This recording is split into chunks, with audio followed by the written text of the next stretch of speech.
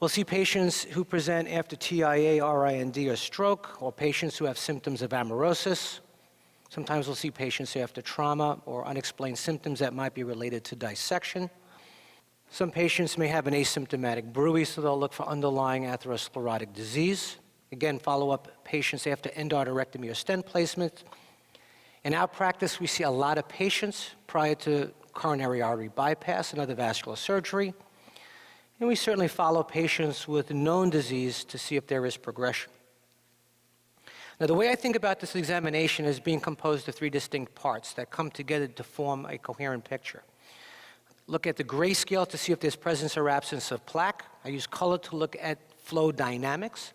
Is it normal or abnormal flow? And certainly use my spectral analysis or pulse Doppler to look at the velocities and the waveform characteristics to grade the degree of stenosis.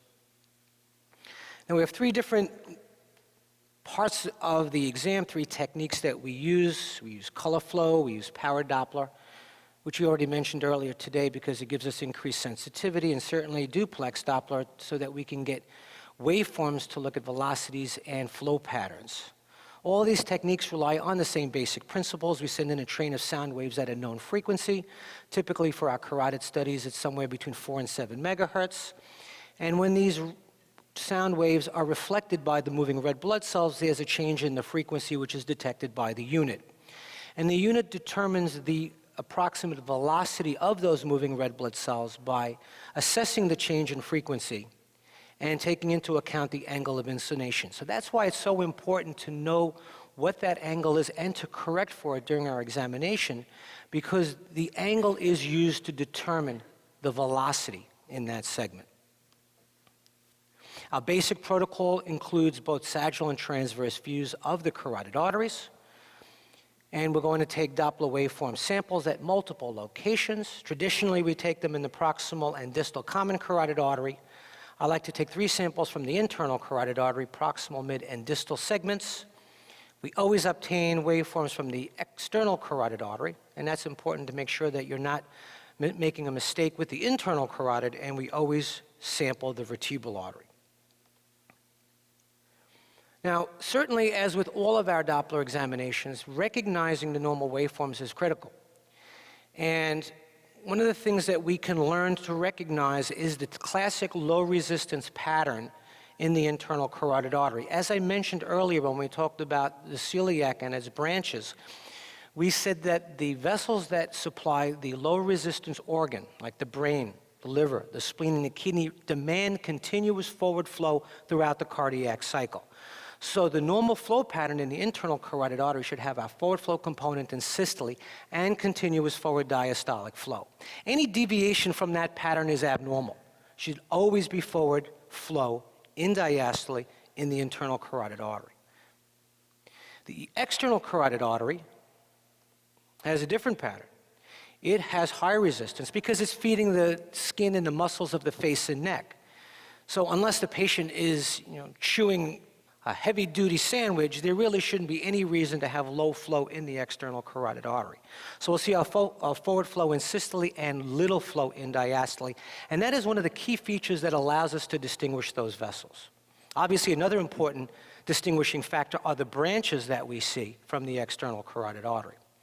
The common carotid artery, on the other hand, is sort of a combination. Because it's feeding both circuits, we will see that there is forward flow in systole, and there is some continuous diastolic flow, but you'll notice that it doesn't have the same degree of diastolic flow as the internal carotid artery because it's also feeding the external carotid and its branches.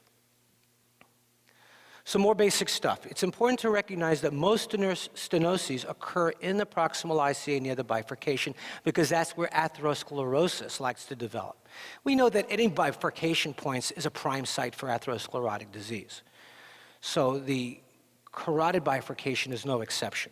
As I already mentioned to you, the normal peak systolic velocity range in the carotid artery is 60 to 100 centimeters per second. So all of the studies that we do, we interpret in light of whether the velocities are in the normal range or not. And of course, we're going to get our velocity measurements with angle correction of 60 degrees or less. Again, we optimize to laminar flow, so we have normal flow signals. We want to see a homogeneous color pattern in our carotid arteries because if there is a stenosis, then it reveals itself as a focal color change or aliasing. That's what makes the exam so simple and easy to interpret if you've adjusted your color to laminar flow. The pulse repetition frequency is also adjusted so that we can see the peak systolic velocities, and it's not aliasing or wrapping around the spectral display. And of course, we want to make sure that the wall filter is low enough so we can see the diastolic component. Now, a typical pitfall is if you don't have your color gain set appropriately. If it's set too low, you're not going to fill the vessel. You'll question whether there is obstruction, plaque, or even occlusion of the carotid artery. In this case, all we do is increase the color gain to make sure that we fill the vessel lumen without spilling into the surrounding tissues, and we see it's a normal vessel. Same thing with power Doppler. Although we know that there is increased sensitivity to flow, it still relies on the same basic principles. If your color gain is too low, you will not fill the lumen even with power. So again, with power Doppler, we want to make sure we've checked the gain, the PRF, and the wall filter if you want to fill the lumen and make it look normal when it is. Another pitfall is when your PRF is too low. What do we see here? It's aliasing throughout the carotid artery. It doesn't help you at all because you don't know where a stenosis would be if you have an alias signal. Now again, what is aliasing? It's wrapping around. We're not sampling fast enough. So we go from red to yellow to white to blue, and that's exactly what we see here. Red to yellow, white to blue. We're wrapping around the color display. So we need to increase the PRF so that we're in the normal range so you have a normal laminar flow signal. Same thing will occur with pulse Doppler. PRF is too low, you're wrapping around. This is aliasing. It goes across the top, comes around the bottom. It's inappropriate to say, well, let's say this is 46, I've got another 5 here, maybe another 3. No, that's not how you determine the peak systolic velocity. You adjust the PRF so that you have the waveform within the area that you can identify the peak systolic velocity. If the velocity is 700 centimeters per second and you're aliasing then, no big deal. You know you have a high-grade stenosis. But you don't want to have aliasing in the normal velocity ranges. Here's an example where the wall filter is too high, and what has happened here? We've cut out the diastolic flow, and it makes it look like an abnormal signal. When you see abnormal diastolic flow like this, you think that there's distal obstruction. Very important clue. But in this particular case, it's just that the wall filter is too high. And this can really be critical when you're doing Doppler in a low flow state. Ovaries, testicles, portal vein. If your wall filter is high, you won't see any flow at all. So that's a very critical point to remember, is that when you're having trouble seeing flow or diastolic flow, check your wall filter. So when we do these studies, there's typical questions that we should be thinking about. Is there plaque? Because plaque is an important marker of atherosclerotic disease. What is the character and location of the plaque? Is there a stenosis or occlusion involving the carotid arteries? If there is, what is that degree of stenosis, or is there progression of disease? I think it's very important for us to detect plaque and characterize it in our reports. It's an independent predictor of cardiovascular disease. When you have a thickened intermedial thickness, you know the patient has an increased risk of heart attack and stroke. I think this is important information to put in your report. So when I assess the carotid arteries, I'm always looking at the lining of the vessel. I'm looking at the location of the plaque, and I'm going to describe the plaque based on its echogenicity. Is it hypoechoic like fibrofatty or hemorrhagic plaque? Is it hyperechoic like calcified plaque? In this example here, you see a calcified plaque with a posterior acoustic shadow. Is it homogeneous or heterogeneous, smooth or irregular? If it's irregular, is there a crevice that's at least 2 millimeters, as we would define an ulceration? And even if there isn't such a large defect, I think describing irregular plaque is very important, particularly if the patient is symptomatic. These, I think, are very important points as part of your exam. Here's an example of an ulceration. We can see that there's this defect within the plaque, which was confirmed at arteriography. Studies have shown thickening of the intermedial thickness, complex plaque associated with hypertension, diabetes, and other cardiovascular diseases. Other studies have also shown that increasing plaque echolucency is predictive of adverse atherosclerotic events involving the coronary, cerebrovascular, and peripheral arteries. Dr. Prince mentioned this before. Atherosclerosis is a generalized process. So if we're just doing a carotid exam and we see plaque, we should describe it. Now, we have to define what a significant carotid artery stenosis is, and that's been done by the endarterectomy trials. We know that there's a decreased stroke risk in patients after treatment. The NASA trial, the European trials, found that there was benefit when there was surgical intervention for a 70% stenosis. That's pretty much the cutoff that most of us use for deciding whether a patient should be considered for intervention, 70% diameter reduction. The ACAS trial, the asymptomatic trial, also found benefit for patients with 60% stenosis, but unless the patient is symptomatic, we tend not to operate at that level. To review the literature, you'll see that there are dozens of different thresholds that have been described. And it became very confusing to decide what are the optimal criteria. The Society for Radiologists in Ultrasound convened a consensus conference years ago in San Francisco and pulled in radiologists, vascular surgeons, statisticians, technologists, and we basically sat in a room and came up with one chart that we felt was useful, particularly for labs just starting out, and for other labs that didn't have documented or validated criteria. So if you use criteria that have been validated at your lab or institution, that's great. But if you don't have validated criteria, this is what we recommended. You can see we broke it down into 4 categories: the peak systolic velocity in the internal carotid artery, the presence of plaque, the peak systolic velocity ratio between the internal carotid artery at the site of stenosis compared to the peak systolic velocity in the distal common carotid artery, and finally the end diastolic velocity in the internal carotid at the site of the stenosis. Fortunately, these are listed in terms of importance. Most important, the primary criterion, most important is the peak systolic velocity in the internal carotid artery. Very sensitive for picking up stenosis. You could see here that after 50% diameter reduction, we start to see an elevation greater than 125 centimeters per second, and that is our cutoff for a 50% lesion. The cutoff for a 70% lesion is 230 centimeters per second. So those are the 2 numbers to remember: 125 for 50%, 230 for 70%. When we get near occlusion, the velocities will start to tail off. If you know the Spencer-Reid curve, velocities increase with stenosis till you get to a critical point, and then the velocities start to drop off. That's near occlusion. And of course, if you had an occluded segment, you wouldn't see any flow. It's important to look for plaque, so obviously we look in both transverse and sagittal views for the presence of plaque, and we put that in our report. You could see if we want to characterize a 50% stenosis with the ratio, it's at least a doubling of the velocity. So a 2-to-1 ratio is at least a 50% stenosis. Greater than a 4-to-1 ratio is at least a 70% stenosis. And we also look at the end diastolic velocity in the internal carotid artery, and we notice that obviously with increasing diameter reduction, we have an increase in the end diastolic velocity. I find this the least useful, but certainly if the end diastolic velocity is over 100 centimeters per second, we're getting close to at least a 70% stenosis. So, to summarize, the peak systolic velocity and the internal carotid presence of plaque are really important parameters for grading stenosis. The peak systolic velocity in the ICA is the single most accurate predictor of the severity of stenosis. But we look at all of the different criteria because they add value. Just like when we talked about with the renal arteries, we said that we looked at the velocity, we looked at the ratio, we looked for post-stenotic turbulence and TARDIS waveforms because they form a picture. And certainly if you have patients who have abnormal velocity flow, very low because of cardiomyopathy or very high because they're a younger patient, the ratios in the end diastolic velocities can be very helpful when you're not sure what's going on.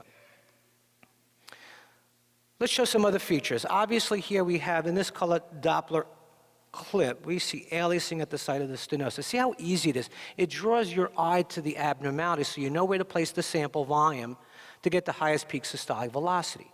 Here it's 250, at least a 70% stenosis.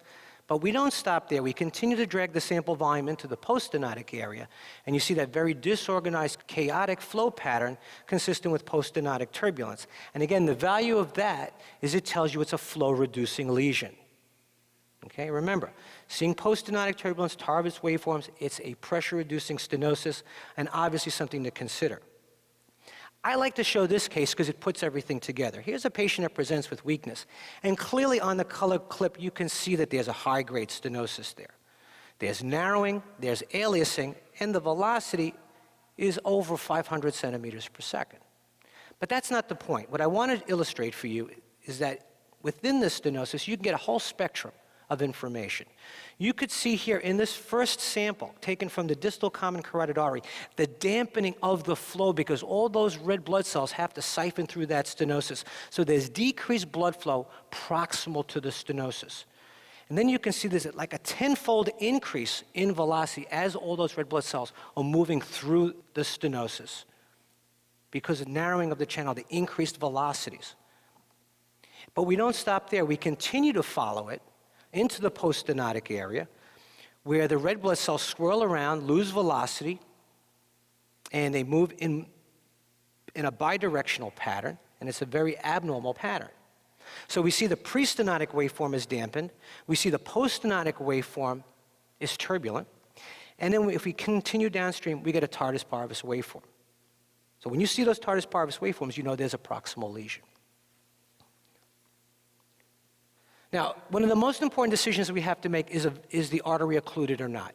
If we see there's a carotid artery occlusion, then there really are no therapeutic options for that patient. They're not a candidate for endarterectomy or a stent. They're done. So you have to be very careful when you make that determination to be accurate. And if you're not sure, then we ask for a correlative study, which could be a CTA or an MRA. So basically, we want to make sure that when we do the study, we optimize the frequency, we can change the patient's position, increase the color sensitivity, use power Doppler. Here in this, very sensitive to flow, we see there is no flow in this distal segment, and we confirm that with pulse Doppler.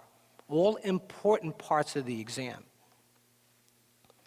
Here's a patient that presents with limb weakness, and we can see here that in the common carotid artery, the velocities are somewhat diminished, there's high resistance flow, and when we get to the internal carotid artery, we can see that it's occluded. We have the sample volume in the ICA, and there is no flow. Here's a patient that presents with occlusion. We can see that there is some reversal of flow at the site of the obstruction, very abnormal waveform in the patent portion of the ICA right before the obstruction. There's a little bit of flow in systole, diastolic reversal, and then no flow in diastole. This is a classic occlusion waveform, and it's very, very abnormal. It's something that you should try to remember when you sample and see that you get this very high resistance waveform, and there's the arteriogram. So when there is an occlusion, obviously absence of flow in the ICA, usually filled in with low-level echoes. You may see rocking of the bifurcation because as the red blood cells hit the obstruction, they bounce back, and sometimes you'll see some collateral flow. The waveform from the common carotid artery is typically high resistance with low velocity, absence of flow in the ICA. The ECA may become internalized. In other words, those vessels which are now trying to bring blood flow back to the cerebral circulation will have a low resistance pattern, and the ECA may have flow that resembles the ICA. We may also see increased velocities on the contralateral side. So you have an obstruction on one side, you may see increased flow on the contralateral side, and we call that compensatory flow. So I've presented to you the diagnostic criteria that we use, but of course there are always exceptions to the rules.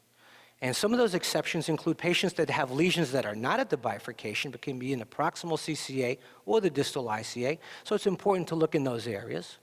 We already mentioned the possibility of having compensatory flow, which drives the velocities up on the contralateral side. And you can also have patients that have high and low flow states. Here's an example of a patient that has a proximal common carotid artery stenosis. Not common, but something you should look for. And that requires scanning near the origin of the common carotid artery, getting right down on top of the clavicle to see the proximal common carotid artery. And here the velocities are almost 250 centimeters per second. Here's a look at the distal ICA in this young lady who presented with symptoms of TIA. And the power Doppler image shows a very classic string of beads appearance that we associate with fibromuscular dysplasia. We saw this pattern on both sides, and with elevated velocities about 250 centimeters per second. We did an MRA for correlation, and you can see here that we have a similar ribbed appearance in both distal internal carotid arteries. Here's a patient that presented with syncope. The right ICA has very minimal plaque, but the velocity is elevated. It's over 128 centimeters per second. And I don't want you to be cookbook radiologists. I don't want you to say, oh, it's 128. When you look at the chart, it's over 125. There must be a 50% stenosis. That wouldn't make sense. You don't see a stenosis on the display, okay? It all should fit together like pieces of a puzzle. You should see plaque, you should see narrowing, aliasing with an elevated velocity. Just having an elevated velocity by itself is not enough. You have to think what's going on. One of the things I'd want to know is what's the velocity in the common carotid artery so I could do the ratio. In the common, it's 191. The velocity is actually going down in the internal. The ratio is less than 1. This is not a 50% stenosis. In fact, I don't see a stenosis there. So the next question is, why are the velocities elevated on this side? To answer that, you have to look at the contralateral side, and the left side is occluded. Another example of compensatory flow. Left ICA occlusion driving velocities up on the right side. So compensatory flow occurs on the side opposite a high-grade stenosis or occlusion. You'll see elevated velocities throughout that side, and the ratio will tell you that it's not elevated. So the peak systolic velocity criteria are not going to be as accurate, but the ratio sort of helps you by telling you, you know what, the ratio is not elevated, maybe it's not a stenosis. Another example, high-grade stenosis on the right with a velocity of 440 centimeters per second. If we look at the contralateral side, there's a little bit of plaque there. The velocity is 165. So your impulse is to say, oh, certainly greater than 50%. But if you look at the rest of the study, it's elevated throughout. Proximal common is 142. Distal common is 157. The ratio is about 1. There is no stenosis there. Here we have a 68-year-old with congestive heart failure, and the velocity in the ICA is 110. But if we look at the display, it looks like it's almost occluded. So again, there's a discordance here. Velocities are not elevated, but there's a lot of plaque and it looks narrowed. So what's the velocity in the common? It's 41. The ratio, at least 2 to 1. So we say it's at least a 50% stenosis. So we have low velocity flow. The ratio is greater than 2. Should be at least a 50% stenosis, although the velocities are low. In this case, likely related to cardiac disease. Here's a patient, 26 years old, presents with unusual facial numbness. They wanted to make sure that there was no vascular abnormality. The velocity in the internal is 131. She's 26. There's no plaque. There's no narrowing. It's a perfectly normal-looking vessel, but it's a high velocity. Young patient. Velocity in the common, also 131. Ratio is 1. There's no stenosis. So that's the key. You have to always look for evidence of plaque, look for narrowing on display, and do the ratio in your head to make sure you're on the right track. Everything should fit together pretty well. No stenosis. So there are a number of situations where you may have high or low flow states. And with high flow states, you want to think about high cardiac output, thyroid disease, anemia, or contralateral disease, compensatory flow. Low flow states, poor cardiac output, could be related to congestive heart failure, cardiomyopathy. You could have an inflow problem at the level of the aorta. Distal disease, you can have an occlusion up in the head, or a near total occlusion that could drive the velocities down. All things to think about, and all areas where the ratio may be helpful. So to avoid pitfalls such as these, review all the 3 components, the grayscale, the color, the pulse, integrate all the different pieces of information, and try to resolve any discrepancies that you see. In our analysis, we look for the presence of plaque, assess the peak systolic velocity, do the velocity ratio in your head. That's your internal check. We look at the waveform shape, because that's really important. Is it a normal waveform or an abnormal waveform? And we always compare both sides. These are my rules to scan by. Always make sure that you have a consistent Doppler angle at 60 degrees or less, but you can't go over 60 because that drives up the velocity and overestimates it. We want to sample parallel to blood flow and make sure we capture the highest velocity, which will be in the stenosis or in the jet. And we're not going to rely on the grayscale or color flow alone. We're not going to draw any circles on our transverse view. We're going to use the criteria proposed by the SRU or validated in your lab to make sure that you have accurate diagnosis. Now, there are some limitations, and those of you who do carotid studies understand these very well. One of them is cardiac arrhythmia. Here's a classic example here where the peaks are all different. What we do is we take the highest peak systolic velocity at each segment, and we compare those. We compare them across the vessel from the common to the internal, and we look at both sides. Vessel tortuosity also makes it difficult to maintain a consistent Doppler angle. When you have a loop like this, the angle is constantly changing. Power Doppler is very helpful, though, to see if there's any evidence of narrowing. Slow flow can be a challenge, and again, you have to optimize your study.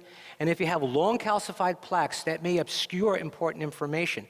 If the plaque is greater than 2 centimeters and you can't see into that plaque, then you should probably order a correlative study so you make sure you're not missing something behind that plaque. Okay. Now, the next few minutes, I'm just going to talk about how we assess patients after they've been treated. It could be post-endarterectomy or stent placement.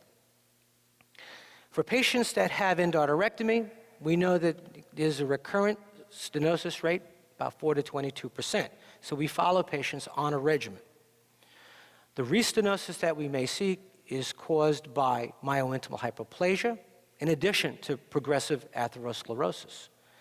And we recommend at least yearly duplex surveillance. And we may want to make that more frequent if we see that there is a change from the prior examination.